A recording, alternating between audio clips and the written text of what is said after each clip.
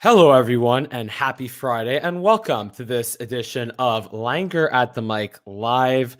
We're joined by Sheldon Wiseberg, aka Stanley Tucci, over here, our resident Montreal Canadiens fan. And as you know, it's been now just under 48 hours where the Montreal Canadiens unfortunately came up short in the Stanley Cup Final, losing in Game 5. As you could tell, our playoff beards are a little bit shorter now. I'm wanting to go for a haircut this afternoon, but yeah, honestly, I don't know about you, Sheldon, but I have turned the page into off-season mode. But before that, how are you today, sir? I'm feeling better than I did yesterday. Those first 24 hours after Tampa winning was just kind of numb, but also sad as well. And a ton of reflection time on the Canadiens made the Stanley Cup Final. What a ride! Yeah. Even in a loss, it's still huge. Yeah, and just honestly, me too. I've pretty much like it was sad. Like I was on the verge of tears as well as so many, like so many other Habs fans on the night of Game 5, right? And it was honestly, though, you think of the Tampa Bay Lightning, they have like all the star power that they have at forward between Kucherov, Braden Point. Kucherov had some whatever dumb comments in the post game, but I'm not going to give people attention that I don't want to give attention to. But yeah, look, between Kucherov, Point, Stamkos, Sorelli, all the top end talent that they have on offense, and of course their great defense. It was a guy named Ross Colton who scored the series deciding goal in the second period off one little mistake between Corey Perry and Joel Edmondson. And that was basically it for Game 5. So it just shows like, look, in the Stanley Cup playoffs, you need not just high-end star power, but you need depth. You need role players to do their jobs and to come up big when the moments matter. And the Canadiens, they did exactly that through 3 and maybe a half playoff rounds because Josh Anderson scored the OT winner in Game 4. But ultimately, they came up short, and that's also when you have a great team like the Tampa Bay Lightning, and you put so much focus into shutting down their top guys. Braden Point only had 3 assists in Game 1, and then nothing since then. Kucherov had a good Game 1, and a good Game 3, but nothing besides that. So, yeah, and like you said, I was just thankful. Like I was just trying not to be too sad and disappointed. Kind of, I will say, early mornings, early clients and late night playoff hockey is not a good match in the long term. But yeah, like it was just, I'm just so happy to have been able to, appreciate this playoff run and experience this playoff run for the first time in my life. The Canadiens go to the Stanley Cup Final. And also, they didn't get swept, which means that they actually won a game in the Stanley Cup Final for the first time since 1993. And I think that's a big enough deal because it's like they existed in the Stanley Cup Final. So, but then again, it wasn't very long. I would say it was already as of yesterday afternoon. I went on Cap Friendly and started going into off-season mode, thinking about who the Habs will protect and all that stuff. So, yeah, Sheldon, are you like in off-season mode yet, or are you still kind of digesting it a bit? I think I entered off-season mode fully yesterday, running through some potential scenarios where the Canadiens could make some trades with some other teams during the off-season, and not so much free agency though. Yeah, well, I mean, I would say free agency is actually going to be really exciting. There are a lot of big names out there, which we'll get to that in a little bit. But just before we, I guess, fully turn the page here on our podcast of onto the off-season mode, I want to go back and do kind of do this in 2 parts here. First of all, the Habs, they scored a lot of overtime goals, a lot of overtime winning goals in this magical playoff run, 6 to be exact, just 4 shy of the 10 that they scored in 1993. So I want to do a little exercise with you, Sheldon. I want you to rank all 6 of the overtime winning goals. And in case you need a little refresher, I'll try to go in chronological order here. Nick Suzuki, Game 5 against Toronto. KK, Game 6 against Toronto. Tyler Toffoli, Game 4 against Winnipeg. Josh Anderson, Game 3 versus Vegas. Arturi Lehkonen, Game 6 versus Vegas. And Josh Anderson, Game 4 versus Tampa. Rank those overtime goals. All right, here we go. I'm tempted to put Lekkonen's first because that was the shot that sent him to the Stanley Cup Final, but that wasn't in the Stanley Cup Final. So Anderson's in Game 3, Game 4. I meant to say Game 4 against Tampa. That's got to be the first because that's a Stanley Cup Final win. We got to see Canadiens win a Stanley Cup Final game on home ice. That's huge. Then after that, Lekkonen's goal. Third would be Anderson's Game 3 goal against Vegas because of what transpired earlier with that brutal giveaway and Anderson capitalizing on it. And then Kotkaniemi's because that sent the Habs to Game 7 against the Leafs, and I was rooting for Kotkaniemi the whole time. And it did get deflected a little bit because it was that kind of game where all it takes is a deflection or some scrambling in front for a puck to go in. The commentators said that, but what a monkey off Kotkaniemi's back at home. Suzuki's Game 5 one is a little low just because it happened so quickly in overtime, and then Toffoli's is my lowest ranked one solely because that was the overtime I was the most sure the Canadiens would win. And considering how they dominated Game 4 against the Jets, they only allowed 16, 17 shots there. And I thought, well, Canadiens aren't letting up, and this is overtime already. We get the trope. Canadiens are going to dominate overtime. Just put it away now. And Toffoli got it. So good. Yeah, sorry. So you have Toffoli 6, right? Then after that, you said Kotkaniemi 5. No, Suzuki right Suzuki above 5. Toffoli. Yeah, sorry. Kotkaniemi 4. Anderson versus Vegas 3. Yeah. And then Lekkonen 2. Okay, Anderson 1. All right. So here's what I got. And obviously, welcome in Center Heist in the comment section. Anyone else tuning in live, either right now, live, or after the fact. And be sure to leave a comment in the comment section as to what your top 6 favorite or your 6 overtime winning goals by the Montreal Canadiens. How would you rank them? Leave that in the comment section, either live. But we'll get to that in a little bit there, Center Heist, the moments of the Stanley Cup Final. Paul Byron in Toronto from his knees. But yeah, we'll get to that in a little bit. Right now, let's start by ranking the overtime winning goals. And that's what I have here with, I would say Lekkonen has to be number 1. All right, let's start from the bottom. Number 6, Suzuki. Like you said, that was awesome. But it was really fast. And it was like, oh, it's a 2-on-0. They have to score here, So yeah, so I'd say Suzuki at 6.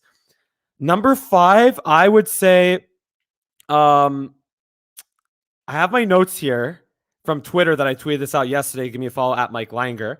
I think I'm going to go with Toffoli at number 5 because that won them a playoff series. That got them to the conference finals for the first time since 2014. But like you said, Sheldon, it was kind of expected that they were going to score in that overtime. And it was rather quick, but that's still a series clinching goal, right? So I'd say the Toffoli goal at 5. I would say the Anderson goal versus Vegas at 4. Yeah, Anderson goal versus Vegas, because that was a situation where it's like there's no way that they should have won that game, and the way they turned that overtime and awful first 2 periods around to come back, tie it up twice with the gaff by Fleury, and then win it in overtime, right? That has to be number 4. Number 3, I would say Anderson's goal in the Stanley Cup Final. I'm not putting as much value onto that. It was a great moment, but it just meant, okay, we're just not getting swept today, right?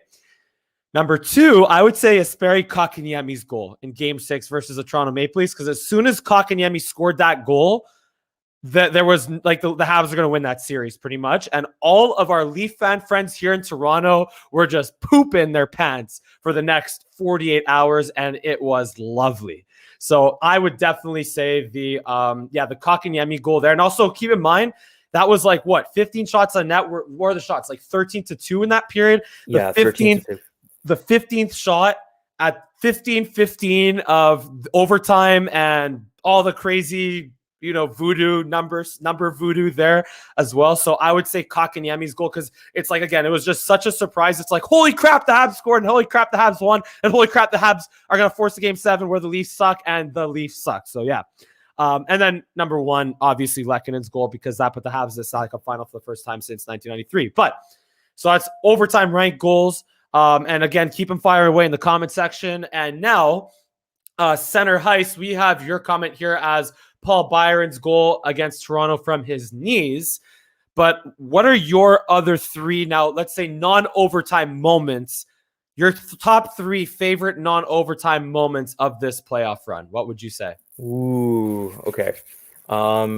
Definitely Anderson's tying goal. And wait, sorry, just to be clear, it could be a tying goal, it could be a save, it could be a blocked shot, it could be something off the ice, it could be anything. Okay. Definitely Anderson's tying goal in Game 3 against Vegas. That was an opportunity that you have to cash on if it happens for your team, and that planted a seed in the minds of the Vegas Golden Knights that okay, we're dealing with a much tougher opponent here that will make you pay. It's an opportunistic opponent to a greater degree than expected, especially how they played so hard. Third moment, it's a series of moments. Whenever Carey Price made a huge save, basically, he made a ton where he just slides across and gets it with the blocker. Actually, no, I take that back. And these are in no particular order. His first period save in Game 6 on Foligno.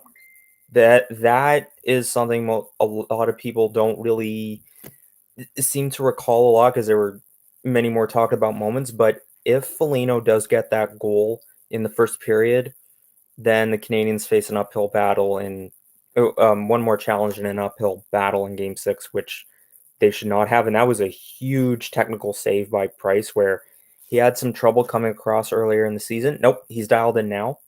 But the top moment has to be that unreal but technical save that Price made on Alex Tuch in Game 3, where Price wasn't even sure that he made the save, I think, and he had that same reaction in Game 2 when he came across.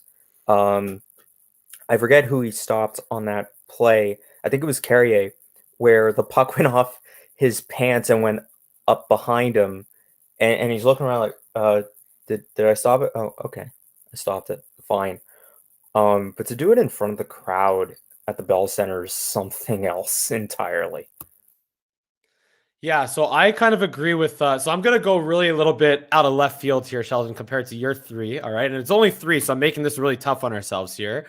I'm going to agree with Center Heist's, one of his over there. I like one of the Caulfield goal on Robin Lehner. That's one for sure. I know my 3 moments, but I'm going to see how I want to rank them. So that's one of them for sure. The Caulfield goal on Robin Lehner in Game 6. That's for sure up there. I also would say, just because that just showed how good Cole Caulfield can be, especially when he has confidence, and just like the way he just completely made a fool out of Braden McNabb and just completely roofed it on Fleury. And just because Cole Caulfield is awesome. So yeah, and he's all of our son. So yeah, at least it feels like that. But anyway, so that's definitely one. Number 2, Brendan Gallagher's goal in Game 7 against the Leafs. Because, again, if Kotkaniemi's goal didn't already mean the Habs were going to win Game 7 or win that series, that Gallagher goal, 5-hole on Jack Campbell, terrible goal on Jack Campbell, but a nice finish by Brendan Gallagher. So, that's one of them as well. And this is off the ice, but let's see if I can get this all right here. Niagara Falls, Phillips Square, and the CN Tower all lit up in bleu, blanc, and rouge to cheer on Canada's team. That's right, Leaf fans, to cheer on Canada's team in their Stanley Cup Final or their Stanley Cup playoff run this spring. So I would say, in terms of how I would rank them, number 3 is the Gallagher goal. Number 2 is probably the CN Tower, Niagara Falls, Phillips Square, and all that stuff. And obviously our Doug Ford in a Habs jersey. And number 1 is the Cole Caulfield goal on Robin Lehner for sure. That's how I'd go for those 3. Okay, sounds good. Yeah, and also, by the way, just RIP to Brendan Gallagher's insurance claims because his apartment got broken into. If you're tuning in by some chance and you're the one who broke into Brendan Gallagher's apartment, shame on you, and I hope your apartment gets broken into and that you live on the street. So, yeah, and get just, put behind bars and, just, I don't wish death on you, but I just wish that's all. Like, just don't do that. Why? Yeah, why? What kind of low life? Why would you do that? Why of all people would you why can't you break into, I don't know, Francois Legault's apartment for not letting 10,500 people into the Bell Center? Why can't you break it? I mean, there's probably more security in front of Francois Legault's house than there is in front of Gallagher's apartment, but still, why? Why? Or break into Eric Gustafson. Okay, no, seriously. Don't break into anyone's apartment. I'm not advocating for anyone to break into anyone's apartments or condos or homes or anything. But yeah, just shame on the person who did that. But Sheldon, I do have a question for you though. So not only did Brendan Gallagher's apartment get broken into when he got home, it was a very rough 24 to 48 hours for Brendan Gallagher. So hopefully he will be able to go home to Edmonton to his family and Alberta and just train his butt off and get all into just his off-season program. Now today was media day for the Montreal Canadiens. They had everyone speak. I think it was Price, Weber, Suzuki, Petrie, Bergevin, Deneau, Armia, Stahl, everyone. It was media day for the off-season or postseason media day. So what statements, actually, before we get into that, let's just pull out a comment here. Center Heist, just want to pull out your comment here on the Galley goal should go on the Leafs as the all-time worst goal. I would say I would say the Toskala goal. And yeah, that's probably the all-time worst goal in the Toronto Maple Leafs for sure. The Toskala goal, right? I think we could both agree on that. Yeah. Even though the stakes were higher with the Gallagher goal, but still. Yeah. I'll tell you this. I had a discussion with a friend of mine a few years back and I brought it up and he said that his grandmother could have stopped that puck and his I think it was his 3-year-old son could have stopped that puck, and I pipe up Carey Price would have stopped that. He got mad at me. Oh man, yeah, just always fun. Here's the thing though. I've gotten over dealing with Leaf fans. Because until they win a playoff series, they got nothing to chirp the Canadiens about. Even if the Canadiens don't make the playoffs, they still have nothing to chirp the Montreal Canadiens about. So it's just tell them it was 3-1 and that's it. Let them cry and drown in their tears and that's it. Who cares? There's no point in looking for trouble with Leaf fans. Another comment here from Center Heist, ripoff or Kucherov's apartment or Gary Bettman's. But again, I'm not advocating for you to rob from anyone's apartment. But anyway, and also Sarah Anderson chiming in. Welcome, Sarah, to the comment section. Toskala's goal was awful indeed. Sarah being a really nice Leaf fan here, of course. But yeah, sorry, just wanted to digress and re-digress and now move on to Habs Media Day. So, Sheldon, which quotes and statements stood out to you the most from Media Day today? I originally thought it would be, I figured Nick Suzuki would say something like this, that he wants to come back bigger, stronger. He's a second-year guy. But then I read through the link that you sent me for Twitter, and this one was the one that stood out the most. Josh Anderson saying that it was devastating to see Weber's and Price's faces in the locker room right after Game 5. You look at these guys; they are the leaders. They put in their all. They inspired everyone else.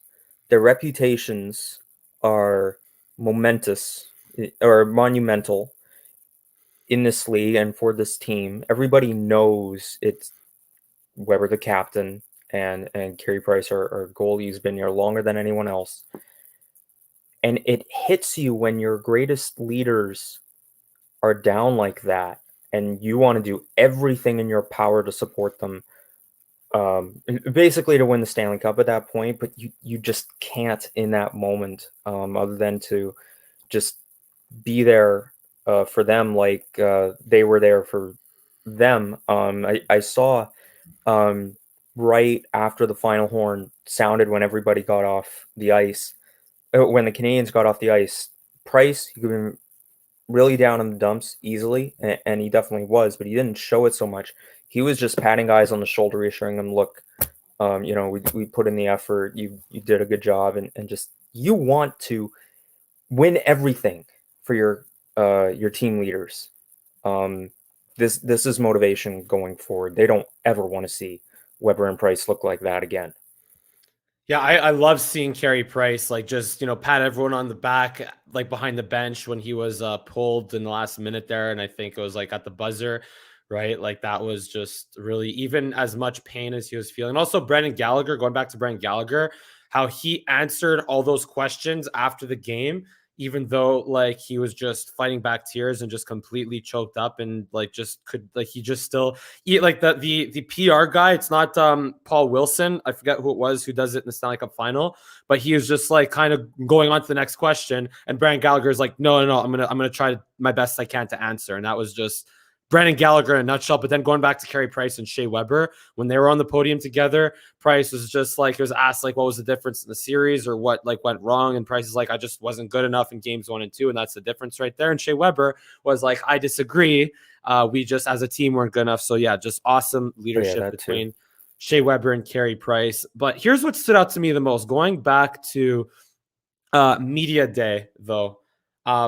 That's not really like, that's kind of expected, like those quotes from Josh Anderson. We already saw that. We didn't need Josh Anderson to say that, to say those things about Price and Weber, to feel bad for Shea Weber and understand what it meant for him and Carey Price. Here are the 3 things that stood out to me. Number 1, Jeff Petrie. I'll put over here. Number 1, Jeff Petrie. Number 2, Philip Deneau. And number 3, Corey Perry. So number 1, Jeff Petrie spoke about how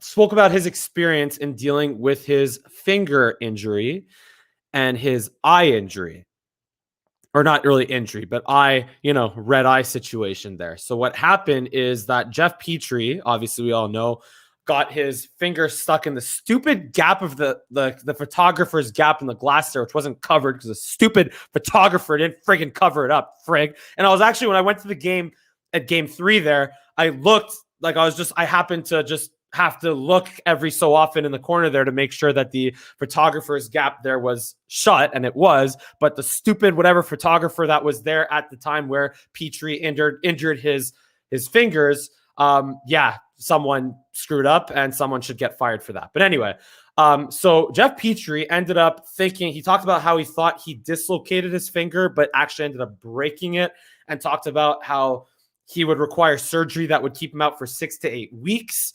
But then he spoke about how, and I'm obviously paraphrasing all this, but then he spoke about how he obviously didn't want the surgery and how he wanted it to come back for the playoff run, of course. And I think they said, I forgot what the doctors and medical staff said, but it's like, okay, well then we can maybe splint it for about 6 to 8 weeks and let it heal like that, or maybe 2 to 3 weeks. And they said, no, that's going to be the Stanley Cup Final. I'm needed right now. Like the team needs me right here, right now in this Vegas series. So it's like, all right, well, we got to put your fingers back into place. And he talked about how he passed out from the pain of that. And that's where he just broke all those blood vessels in his eyes, which made him, get the red eye appearance that he had in that Vegas series. So that is what really stood out to me and just encapsulates, if that's the word. Yeah. Encapsulates, right? That's the word. Yeah. What it takes to play through pain in the playoffs. Now, I feel like as times go forward, and we can have a whole other discussion about this, which I'll leave for another show. But playing through pain in the playoffs, like to what extent what extent of pain should you be able to play through? But then again, my opinion on that is, look, if the players want to play, and if it's just their fingers, if it's their concussion, their long-term health, you can say that that's a different situation. But if it's like a finger, where even if you're going to pass out from the pain, it's under your own consent to do that to get back in the game. Well, then so be it. But anyway, like I said, that'll be a discussion for another time. But so there's that. And then there's Philip Deneau on his contract situation and pizza sponsorships. He also talked a little bit about that. And again, paraphrasing here, so I might not be saying it completely accurate, but I'm going to do the best I can. So in terms of his contract situation, I want to talk about this a little bit later on the show, Sheldon. He seemed to talk about, like, he was just so dialed into the playoffs that he didn't even think about the contract situation. But then he mentioned something along the lines that he was waiting to see if Suzuki and Kotkaniemi would get the top 2 minutes or not, because we all remember his famous quote at the end of last season, the end of the 2019-2020 season. So I'm wondering how, like, so just he said, it was an interesting statement on, he made it sound like he still wants to be in a top 6 role and not a third line role. And then last but not least, there is the Corey Perry wanting the full Montreal experience next year. And that is something that is really what I am, like, what really stands out to me is, like, a guy, remember, Corey Perry, Eric Stahl got to be Montreal Canadiens this year, guys that we grew up watching tear it up in Anaheim and tear it up in Carolina, and then a little bit in Minnesota for the last couple of years. But yeah, not so much Buffalo and New York, but anyway, for Eric Stahl. But yeah, just they got to be Montreal Canadiens. And you see Tyler Toffoli wanting to play with a Nick Suzuki and Josh Anderson wanting to wear the CH. Okay, he had to sign a long-term contract, the no movement clause and all that. But Corey Perry took Marc Bergevin's offer for veteran minimum. And now he is publicly saying that he wants to come back in Montreal and wants the full Montreal experience next year. That just makes me just appreciate Corey Perry that much more. And I look forward to him coming back with the Montreal Canadiens next year. Yeah, same. When I entered... sorry, I was monologuing a lot there. Yeah, go ahead. Oh, yeah, well, good. I mean, that's what a lot of us do, monologues and dialogues. Yeah. The first thing that I thought of when I entered the off-season mindset was get Corey Perry signed. Just get out of the way. We know he wants to be here. He proved it. He's been that great depth veteran presence, and very shifty as well, which is something that a lot of Habs forwards didn't really have in the past little while. Get it done right now before you could think about trades or some free agent signings or even the Philip Deneau contract situation, and they are going to start talking about it in a few days. Get Corey signed already. I mean, the Leafs, they signed Wayne Simmons for some reason so quickly. And I mean, they re-signed Jason Spezza, of course. That was good on them. But they re-signed Wayne Simmons for some reason. So yeah, the Habs have to get Corey Perry under contract for, I'd say, at least another 2 years. Oh, and yeah.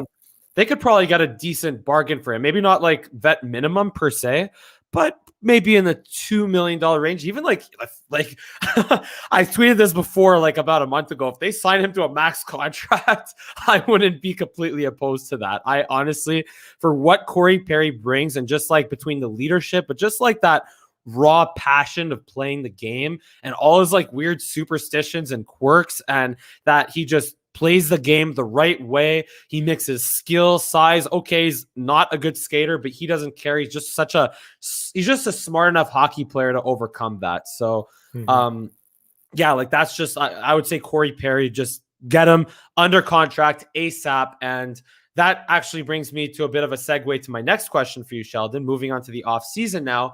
Let's just start with this a little bit more broad before we get more into the expansion draft. But what is your biggest question for the Montreal Canadiens this offseason? If you could think of just one question that you want to see solved this offseason.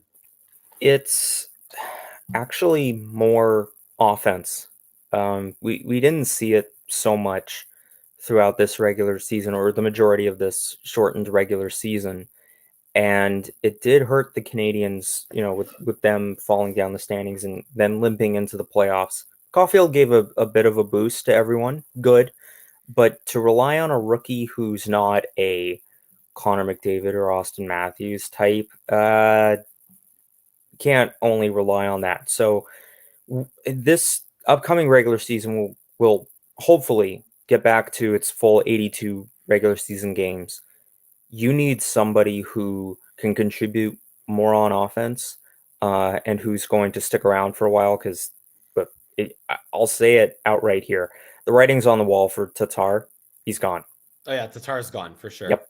And Drouin, look, just make sure he's fine. And if it takes longer than this offseason for him to come back and get in that right mindset or have that situation cleared up, like, fine, do it. So basically, be there for Drouin, the teammate. But if he doesn't play, which I unfortunately suspect, like, fine, we lost that as well. So we have to. So the Canadiens should go after someone else and still make sure Drouin and whoever's affected by that situation is okay.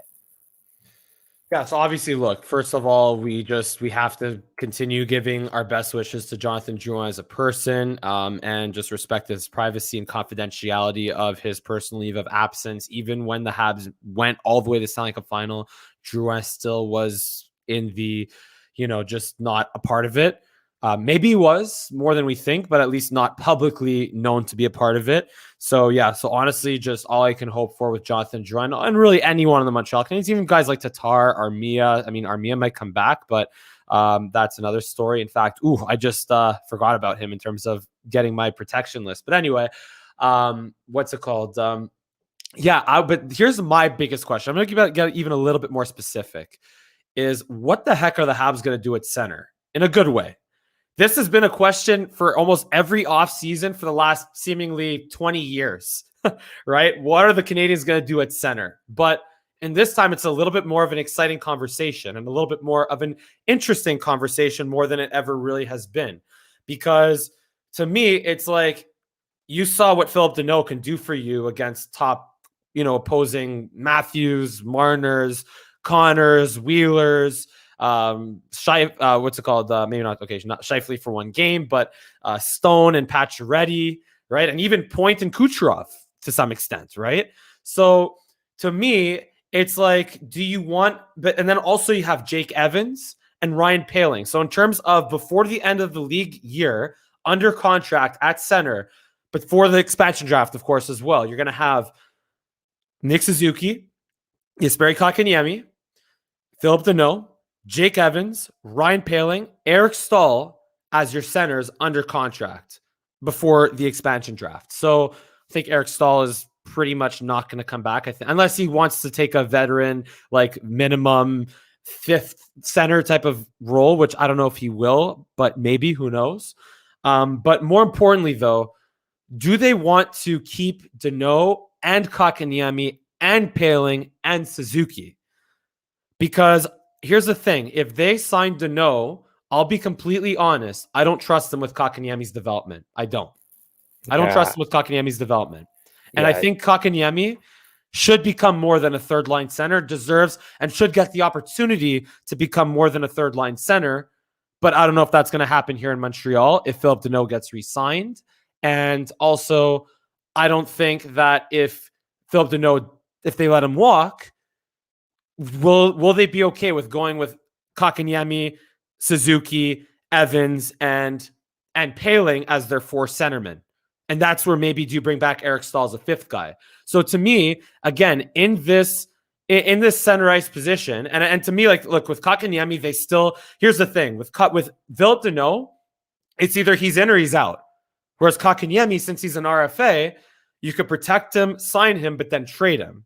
Whereas Deneau, since he's a UFA, I mean, it's very rare that we see signs and trades in the NHL.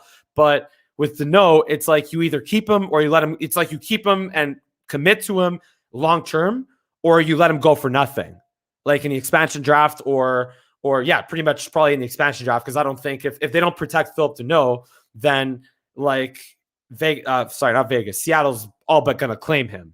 Or someone's going to give him a long-term contract because they saw what he did in the Stanley Cup Final. So, but if they do, but here's the thing: if they protect Deneau, they have to re-sign him.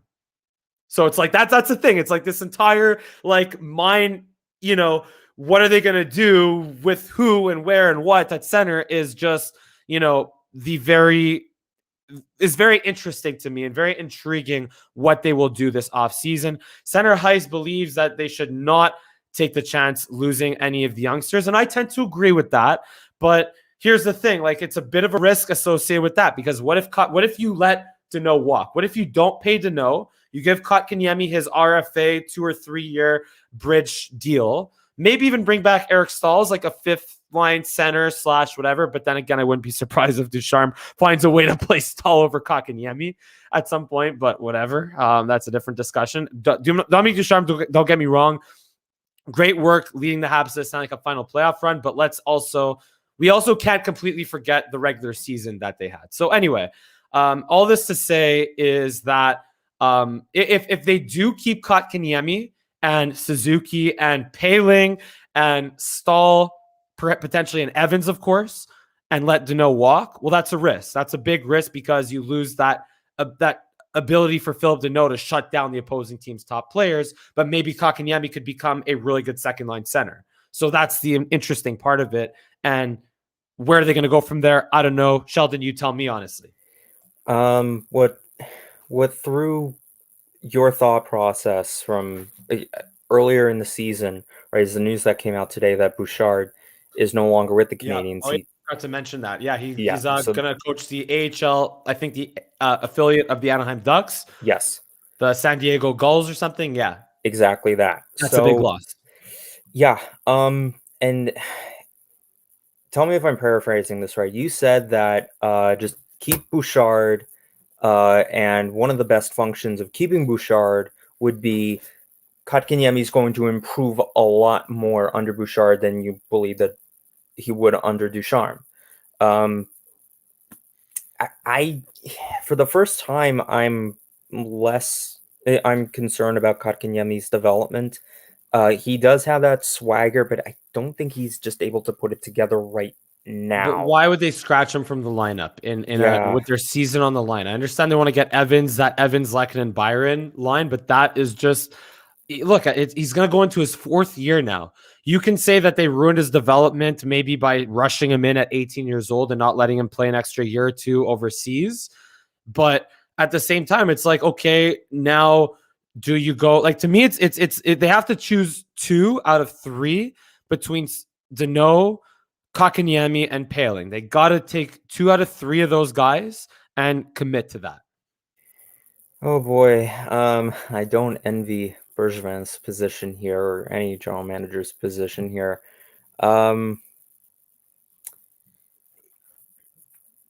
We've seen what Danault can do in the playoffs and also during the regular season at plenty of times.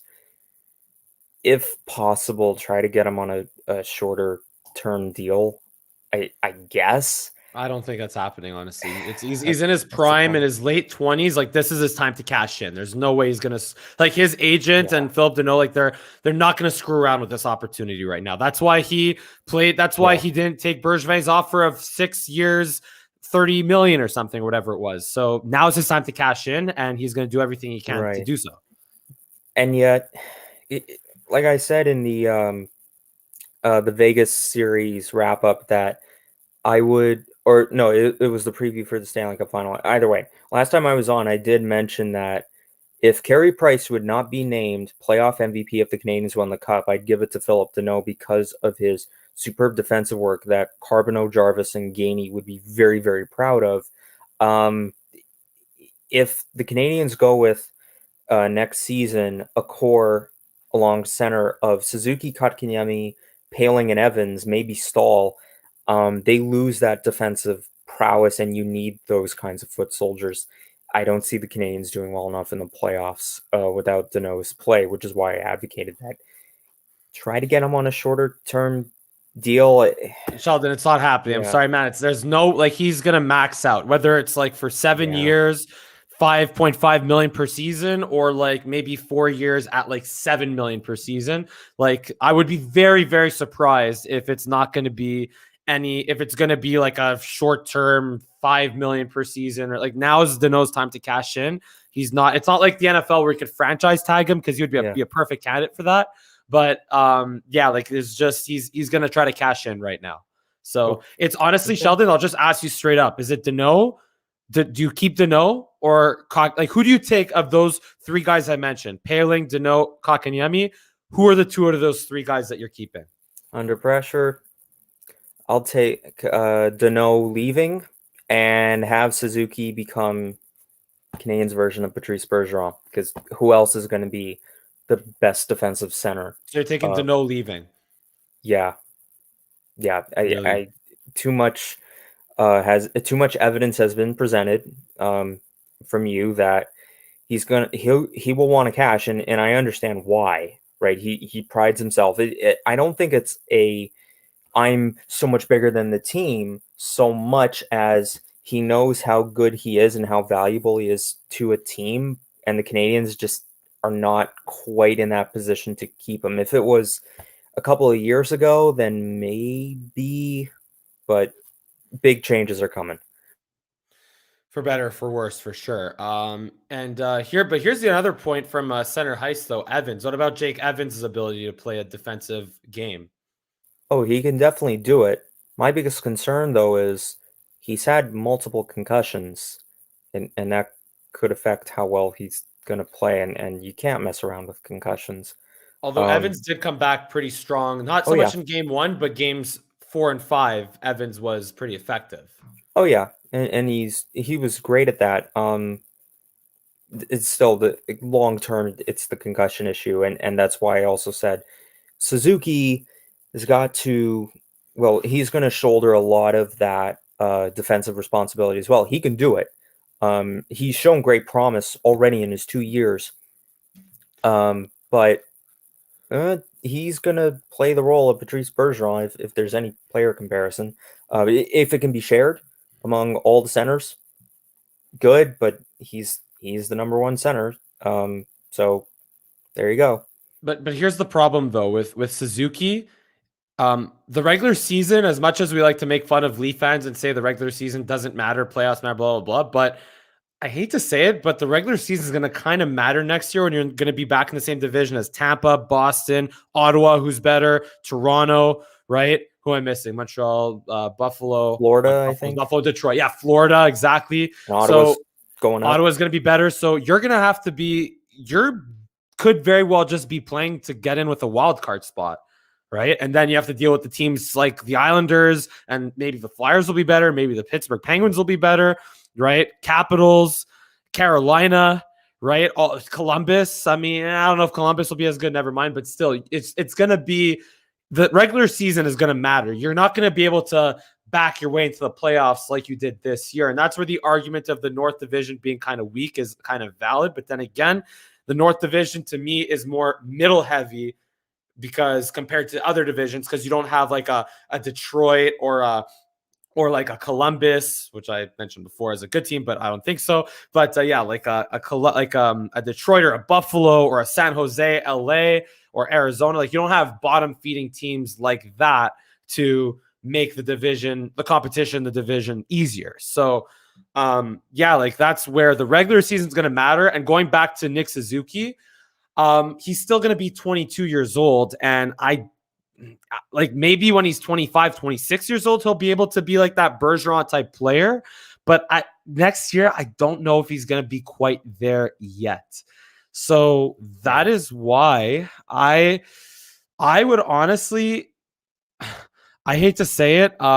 This is like, I love Kotkaniemi. I love the way he's played in the playoffs. But again, I don't trust this coaching staff, their ability to develop Kotkaniemi. I don't trust them. So that is honestly why, not because I have anything against Kotkaniemi, but because I don't see them. Like I would honestly see what his trade value is and try to get something in return for him, because I just don't trust this coaching staff to develop him. That's it. Yeah. And let Ryan Paling in that third line role, or Jake Evans in that third or fourth line role, and keep Philip Danault. Don't give him like a max contract, but I think that Philip Danault, if you want to win now, like if you're going to be in win now mode and try to win as soon as just try to repeat what you did this year, I think Philip Danault is, I know I sound maybe stupid saying this, but I'm just saying, again, with the way this coaching staff works, I would trust I think Philip Deneau, like you said, to your point, Sheldon, is a little bit more irreplaceable in his just ability to completely take out the opposing team's top line. That is more important than Kotkaniemi long term. And I know I might eat these words, but just I wish it could be the other way around. I wish Kotkaniemi could have had a better regular season. I wish that Ducharme and the coaching staff would have trusted him enough to get in the playoffs. But that's more, I guess, a knock on Ducharme than Kotkaniemi. But given that Bouchard is no longer in the system and that he's going to be on the West Coast, the way I see it is they got to keep Deneau and give Poehling the opportunity and or trade Ryan Poehling, either Kotkaniemi or like keep Deneau and trade one of Poehling or Kotkaniemi. Like that's the way it's got to be. If Kotkaniemi is going to be traded, I can entertain a thought when we get into more off-season moves because it's going to be a wild one. I don't want to get too much into trades right now, but okay. But yeah, just And here's the other thing though. Suzuki in his face-offs, they need a lot of improvement. Comment from Roger Delaney, of course. Like that's another thing. Kotkaniemi is really good at face-offs, or improved dramatically at face-offs. I guess dramatically improved greatly at face-offs, not dramatically. But anyway, and that's a huge thing that Suzuki lacked in the regular season. I think he got a little bit better in the playoffs, and he could get better next year, but it's not a guarantee. And also Deneau, keep in mind, he was not as good in the regular season. He was much better at faceoffs in the playoffs. So, so I would say, and who knows what Ryan Poehling will be in the faceoff circle. And he's also dealing with a wrist injury. So, so honestly, like that's just, I want to move on to our expansion draft discussion because I do want to wind this down soon. So, but that's basically my most intriguing question for the Habs this offseason is what they will do at center. But Sheldon, it's time to submit your protection list. All right. Okay. Your 7 forwards, 3 defensemen, 1 goaltender. Who do you protect for the expansion draft on the Montreal Canadiens? Okay, 7 forwards. And also, one more thing also you have to keep in mind. So Drouin has a no movement clause. Anderson has a no movement clause. Gallagher has a no movement clause. Price has a no movement clause, and Petrie has a no movement clause, which means that they get automatically protected unless the Habs Bergevin decides to talk with them and say, could you please waive your no movement clause? And those players could very well say, yeah, sure, we'll do that for you. Or they could say, screw you, I want to stay a Montreal Canadian. Right. Okay. And actually one more thing. Oh, and Suzuki as a 3rd-year player will not have to get protected. Okay, so he's starting as a 3rd year. Okay. Protect Toffoli, right? He has to be he's Toffoli, on the list of players to protect. Darn, you caught me on a little surprise. Definitely Toffoli. Caulfield's exempt already. Yeah, Caulfield's exempt. Right. Romanov is exempt as well, just so you know. Okay. Let's start with the forwards here. Yeah. I forget a bunch of them. You know what? I go with Armia as well. Okay. Because he's a bottom 6 guy. I definitely want back. Corey Perry, right? Yep. He has to be protected. Darn. Who else? I already said Toffoli. And Gallagher's protected. Anderson. So far you have already by default Anderson, Gallagher, and you added Toffoli, you added Perry. Yeah, and I added Armia. So it's 5, so you have 2 more to protect. Evans. Okay. Because he's young. Okay, we need 1 more guy. Yep. Right? You're missing a big one potentially. My brain's stuttering. My brain's trying to get through the mud on this one. Not Armia. Maybe Lehkonen? Dude, Deneau or Kotkaniemi? Oh, right. Okay. That's what it comes down to. Kotkaniemi. You see what I mean? You see what I mean? Like, what the heck are the Habs going to do at center this offseason? Yeah. Okay. Kotkaniemi just purely from the youth, or maybe trade comes up later and you just don't want Seattle to get him right now. So for defensemen, definitely keep Edmondson. for We'll sure. get to defense actually in a Oh, little okay. bit because I just want Okay. to kind of show. Okay. I'll explain mine. So Okay. mine Yeah. is the same as yours, except I'm not protecting Armia.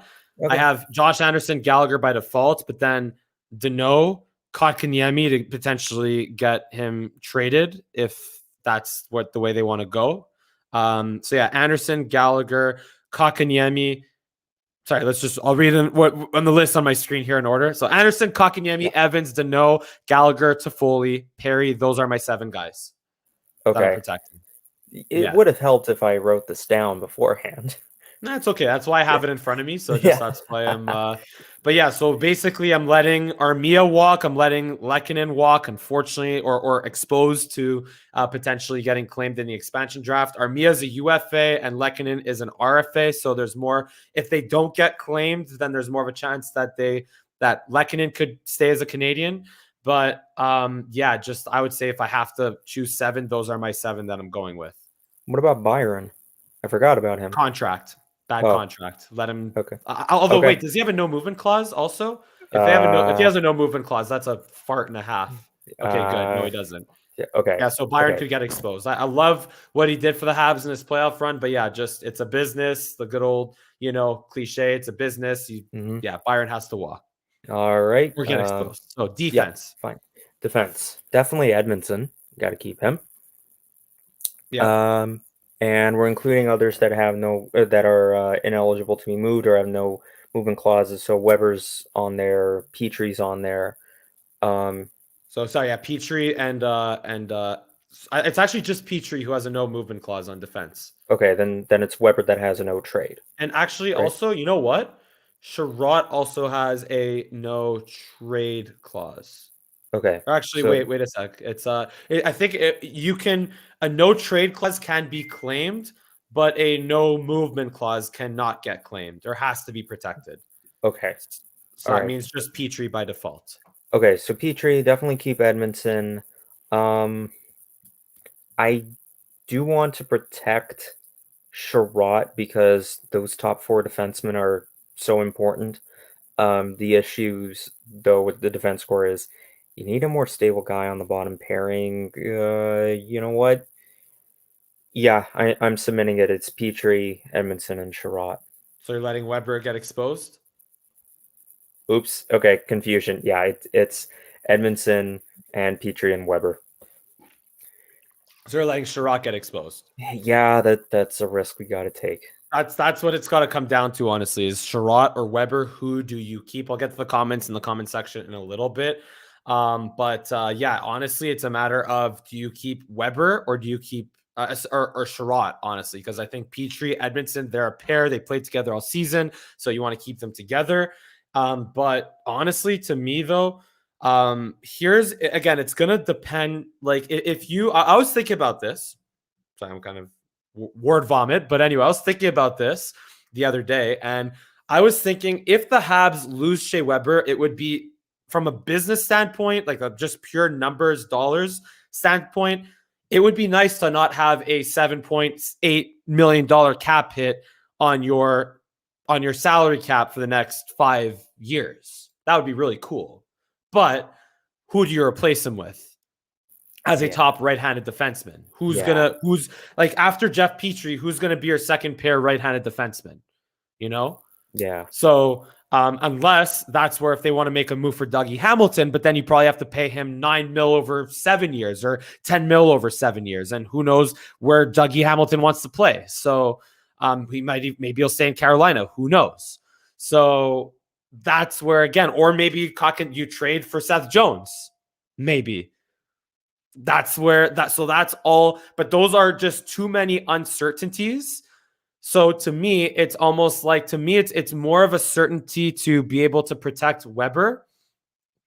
And yeah, like me too, I was thinking, man, can the Habs afford to not only give up obviously if they could get out of the Price contract or the Weber contract, they should. But Price, I mean, just goaltending is easy. Like they have to protect Price because he has a no movement clause. And I don't think you want to have that discussion of, hey, Carey, do you want to not be a Montreal Canadian anymore and waive your no movement clause? Price could say yes and could get exposed, maybe. But I think Seattle would claim him. And then you're talking about going with Jake Allen and Caden Primo next year, which maybe won't be the worst thing, but I don't think that would be the best thing if you're trying to win now. So yeah, I think it's more of an easy discussion to protect Allen. Again, we'll get to the comments in the comment section in a little bit. Yeah, just going back to the defense, though, I don't think the Habs could afford to have just having Weber and Petrie on that right side is just so important, so valuable. So the way I envision it is you want to give Romanov the opportunity to become a second pair left-handed defenseman with Shea Weber and figure out the third pair with, let's say, a free agent signing right-handed defenseman. And there are a couple that will be worth signing potentially. And whether it's a Kulak or I think Kulak's coming back. I think he has another year on his contract. Yeah. Whether it's a Kulak or even Norlinder, maybe. Yeah, I don't bank on Norlinder making this team until 2 seasons from now, though. That's maybe. the thing. But I mean, he's under contract right now, and I don't know if he'll want to play for the Laval Rocket. Yeah. So that's an interesting point, you know? Or maybe don't quote me on this, but I read something in on one forum with the Canadiens or one site that covers them that Norlinder is going to need one more season overseas before he comes over to North America. Maybe. So that's where it's like, or you can sign a left-handed defenseman to add to the big four and replace Sherratt, like maybe an Alec Martinez type of guy, but then you run into potential cap issues. So that's where it's like a whole interesting discussion. But all this to say on defense for me, again, unless you have a plan to get another top pairing right-handed defenseman, like that's the other thing. It's whether you can, it's who do you think you can replace better? Shea Weber. I'm talking about the player now, not just the dollars and cents, right? Dollars and cents. Either you replace Weber or you replace Sherratt if you're going to lose one of them. Who can be more easily replaced? And to me, the answer is Sherratt and not Weber as a player, not just from a dollar cent standpoint. Yeah, so absolutely. Anyway, so that's pretty much our protection list. And now let's get to the comments because I'm interested to see what the comments have to say here real quick. Let's just go all the way up over here. What's it called? Yeah, so looking for I protect our 4 top D-men. But it's only 3 defensemen there, center ice I have to protect. So here on the forward, center ice would protect Toffoli, Anderson, KK, Armia, Perry, Gallagher, and Evans. So that means no Dano from center ice. Okay. And what's it called? Just seeing what else here. Expose. I keep all. I think the other option, if anything, it's 8-4 or 8-1 is the other option. You could protect 8 forwards and 1 defenseman. So. But I don't think I would do that because I would not expose Edmondson, Weber, and Sherratt. Where am I? So find a way to keep the big 4, of course. Keep all 4 D-men if you can. Expose forwards more. The word is in that Holtby is the goalie that they want than younger guys, I think, for Seattle. And he's just basically has to go from Vancouver to Seattle, so that'd be easy. But there's still a second goalie that I think could claim from the expansion draft. So, all this to say is the bigger question to me is what the heck are they going to do at forward over defense? So, last question for you, Sheldon, as we wind down here. So this offseason, again, we'll have plenty of time to talk about trades and free agency, like exact plans and whatnot. But which non-Hab do you want to become a Hab? So what's your fantasy pipe dream? Free agent, maybe, free agent or a player that's on the trade market. Who do you want to become a Hab? And then who do you think will become a Hab? If Kotkaniemi has to be traded this offseason, and I actually do not want him to be traded, trade him with some other assets in this package deal for, get this, Pierre-Luc Dubois, then sign him to a bigger contract. I know it's a fantasy, okay? This is my rationale. He didn't do so hot in Winnipeg, but he wants to play in Canada. So have him play in Montreal. I know, it's a pipe dream. But what's it going to cost to get him? If it's just Kotkaniemi 1-for-1, maybe. It won't be Kotkaniemi. It won't be 1-for-1. No. It could be maybe Kotkaniemi, Mishak, and a second round pick. I do think that's enough for Dubois. Because well, when the trade happened, Patrick Laine went the other way, and he's hardly inconsistent and did very very poorly, and we saw it coming with Columbus. That's why. Now that's a fantasy of mine that's kind of grounded in reality, but also way way out there. Um, what non-Habs player I think I could see coming on. Get this and please Wait. Okay, no. Go ahead. Go ahead. Go okay. ahead. Is Who do given you think Tampa's will come? pardon? Yeah, who do you think will become like? Who do you Okay. actually think will become a Montreal Canadian? Okay. Given Tampa's cap situation, because that was a loophole and that's perfectly legal, but people are upset about it. Okay. They do need to address it this offseason. Either David Savard or Alex Killorn. Yeah. Yep. It'll be a Tatar or Armia type of thing where we'll take on some of the cap hit or annual average or whatever. Tampa, this loophole will not apply for the regular season. Fair. But you need to give up some assets in return because you're going to have cap issues and they'll work something out. And Savard could play second, maybe third pairing, I guess. Killorn is a decent middle six option. Hard nosed power forward, a little bit of skill. You've experienced that skill firsthand back in the day. Yeah. But that will not be the biggest. I do not think that is the greatest thing that Bergevin could absolutely do, but that's well within the realm of reality. So, okay. So, who do I want? Like pipe dream, and I'm gonna bring up just Center Heiss's comment right here and leave that right there. I'm Big gonna say on pipe dream. Spotify, Ovechkin. If there's a way that Alex Ovechkin, before he even signed that massive 9-year or 10-year, whatever contract that he signed with the Caps in like 2008 or 2009, back in that All-Star game, I just remember how much fun he had at the All-Star game in Montreal. And between the hat and the Canadian flags and the two sticks and, wooing at like some really good looking ladies in the stands and those just, shades. yeah, and the shades, yeah, of course, with the hat and the Canadian flags. But also think this: we've had a Kovalev, we've had in Montreal. There's been a Kovalev, there's been a Radulov, and there's been a Kovalchuk. So you see where I'm going here. It might not be impossible. It might not be impossible. So if Washington and OV just decide to part ways, because you see Vladimir Tarasenko wants out of St. Louis, apparently. Ooh, that's a rumor. okay. I don't know if that's true. Yeah. And I don't know if I would pursue, not to say I necessarily pursue it, but what if Ovechkin, he's at 35 years old. He's like, I've been in my situation in Washington. It's great and all that. Like, what if he just decides, maybe I want something a little bit more? Maybe I want to be on a team that actually knows how to win in the playoffs and get past the second round, because Washington has never done that without Barry Trotz while Ovechkin has been there.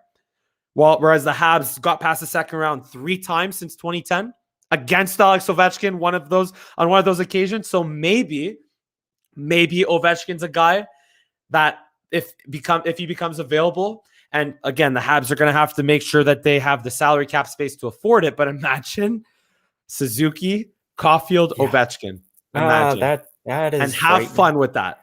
Have fun with that. The second line might have to be like friggin' Kotkaniemi, Gallagher, and like Byron or something. But anyway. That's frightening. Okay, I changed what I said about Dubois because you mentioned Tarasenko. I do think with Ovechkin, he is going to stay a Capital. But I see why you want him.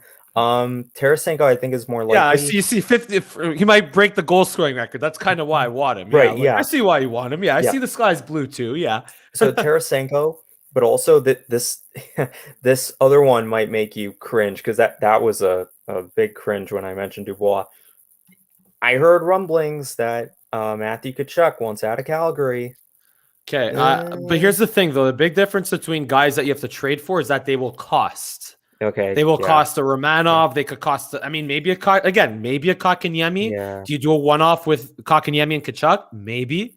I mean, there's talk about maybe the Habs should have drafted the other Kachuk over Kotkaniemi, Oh which yeah. if the Habs gave Kotkaniemi a bloody chance to earn his spot in the top 6, then I would disagree with. I would be. I don't care about Sens fans or all the trash talk of they should have drafted Kotkaniemi over Kachuk or Kachuk over Kotkaniemi. And Hmm. also Kotkaniemi is like what 8 or 9 more playoff goals than Matthew Kachuk anyway, or Brady Kachuk and Matthew Yeah. Kachuk. So Yeah. look, all this to say is, so just keep in mind, guys on the trade market will cost, but in terms of free agents, they won't cost as much. Or maybe, like you said, with Yeah. Alex Killorn, who I have to keep reminding myself, I got to face him in practice a couple of times. And yes, I stopped him a couple of times, but he also made me look really stupid most of the time. Look, that would also be, especially if you lose guys to expansion, that could be an option. But also, what's to say that Blake Coleman or Alex Killorn or Barclay Goodrow don't get picked up by Seattle themselves and help Tampa?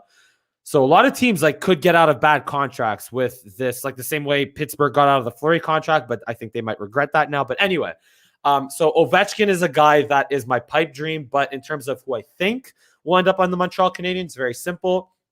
Like you said, David Savard, maybe Jason Demers as a cheap third pairing guy. Also, maybe if the Habs by some fluke decide to get rid of, maybe not even that much of a fluke, because Alec Martinez. What if they go with Alec Martinez as a second pairing guy?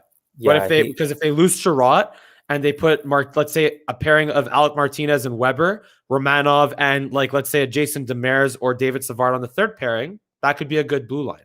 Oh yeah. I was also thinking Martinez. But I don't know Vegas's cap situation. That's why I said, oh yeah, Killorn or Savard, because so much had been made about Tampa's cap thing, the 18 million.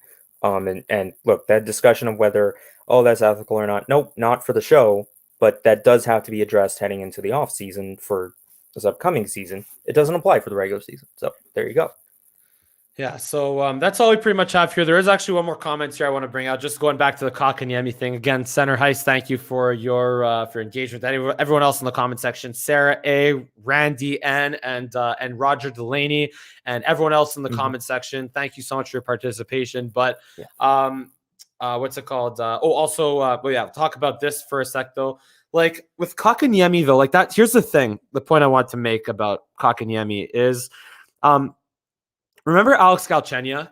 You can't help but make comparisons between Kotkaniemi and Galchenyuk. I think Kotkaniemi is a much better hockey player without the puck than Galchenyuk, but Galchenyuk has more raw skill than Kotkaniemi. Yeah, I would say.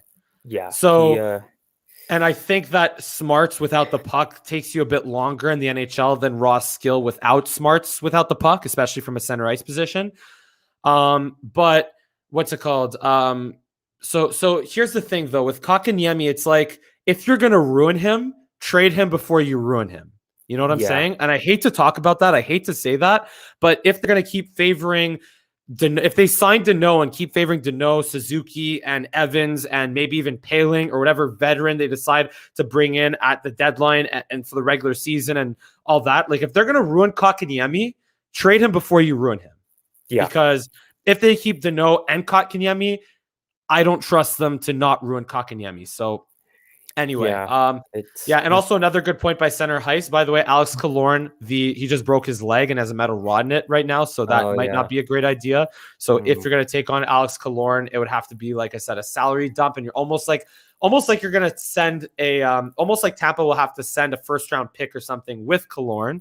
Just let me look up his contract real quick right here. I think his contract 4.4. Yeah, he has a no trade clause for another 2 years or 1 year. 1 year. Okay.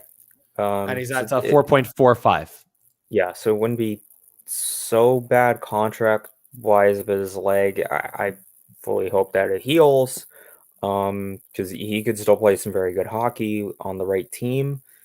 And he'd only be a middle six option, not top line, and kind of be I guess maybe a physical presence / mentor for Caulfield, but then we already have Anderson for that, and Toffoli's more of a sniper. That'll help it. I don't envy Marc Bergevin this offseason. Yeah. So anyway, guys, but that's all we have here on this Langer at the Mic Montreal Canadiens postseason wrap-up show, talking about the great Stanley Cup Final run that was, even though it came up short. A little preview of the offseason as well, with the expansion draft set, I think, for July 20th, if I'm not mistaken. Something like that. It's coming up soon. Quick. Yeah. But yeah, just let me look that up because I want to get that right, because that's kind of important. July 21st. Yeah, so July 21st is the date of the expansion draft. But as usual, guys, thank you so much for tuning in. If you enjoy our commentary, if you enjoy our awesome guests like Sheldon Wiseberg, or aka Stanley Tucci, and also Paolo D'Souza, aka Max Pacioretty, and also Zach Pencer, Matt Cowan, who unfortunately could not make it today. Busy Friday, but also busy Friday today. This is like literally the only window I had to do this. But as usual, if you enjoy our commentary, give us a big thumbs up. Subscribe to my channel here on Langer at the Mic, youtube.com/Langer at the Mic. And thank you, as usual, so much for tuning in and listening. I look forward to seeing you again next time. And as always,